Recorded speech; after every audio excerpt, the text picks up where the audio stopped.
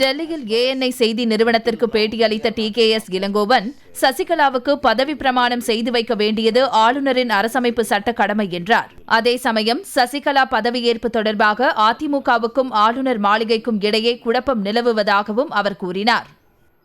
ஒன்று மட்டும் நிச்சயம், இன்றைக்கு உள்ள தகவலின்படி ஓ பன்னீர்செல்வத்தின் விலகல் கடிதத்தை ஆளுநர் ஏற்றுக்கொண்டார் என்ற தகவல் வந்திருக்கிறது. அப்படி என்றால் புதிய முதலமைச்சருக்கு பதவி பிரமாணம் செய்து வைப்பது அவருடைய கடமையாகிறது.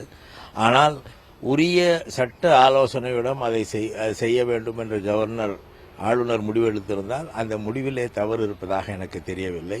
ஒன்று மட்டும் உறுதி, பதவி பிரமாண தேதியை முடிவு செய்வதில் அதிமுகவுக்கும் ஆளுநர் அலுவலகத்துக்கும் இடையே ஒரு குழப்பம் நீடிக்கிறது.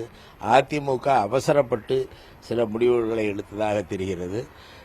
ஆனால் ஆளுநர் என்ற வகையிலே அரசியலமைப்பு சட்டப்படி அவர் சட்டமன்றத்தின் பெரும்பான்மை கட்சி தலைவரை முதலமைச்சராக நியமிக்க வேண்டிய, பதவி பிரமாணம் செய்து வைக்க வேண்டிய கடமை அவருக்கு இருக்கிறது.